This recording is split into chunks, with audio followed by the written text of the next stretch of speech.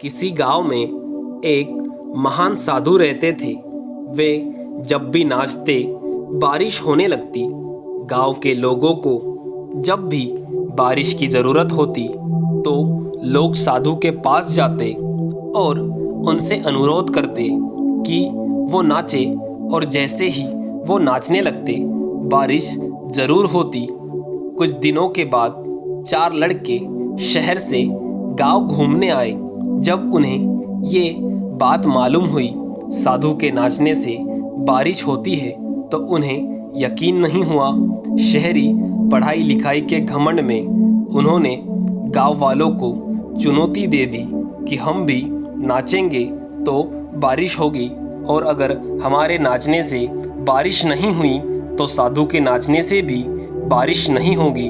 फिर क्या था, अगले दिन सुबह सुबह गांव वाले उन लड़कों को लेकर साधु की कुटिया पर पहुंचे। साधु को सारी बात बताई। फिर लड़कों ने नाचना शुरू किया। आधा घंटा बीत गया और पहला लड़का थक कर बैठ गया, पर बादल नहीं दिखे। कुछ देर में दूसरे लड़के ने भी यही किया और 1 घंटा बीतने के बाद दोनों लड़के भी थक कर हार गए। फिर तीसरा लड़का कुछ देर तक नाचता रहा, लेकिन फिर भी बारिश नहीं हुई। अब साधु की बारी थी। उसने नाचना शुरू किया। 1 घंटा बीत गया लेकिन बारिश नहीं हुई। साधु नाचता रहा।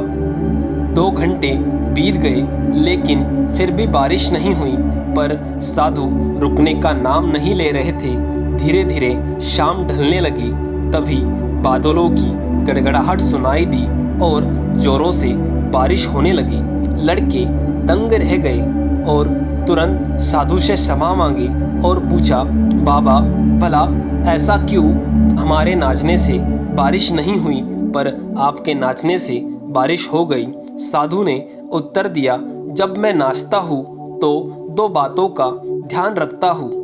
पहली बात तो मैं ये सोचता हूँ कि अगर मैं नाचूंगा तो बारिश को होना ही पड़ेगा, और दूसरी बात, मैं तब तक नाचूंगा जब तक बारिश न हो जाए।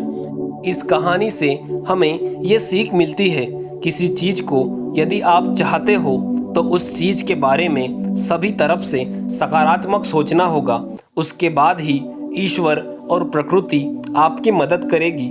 दोस्तों, आपको ये छोटी सी कहानी कैसी लगी हमें कमेंट करके ज़रूर बताएं, और इसी तरह की और कहानियाँ सुनने के लिए हमारे चैनल को सब्सक्राइब ज़रूर करें। धन्यवाद।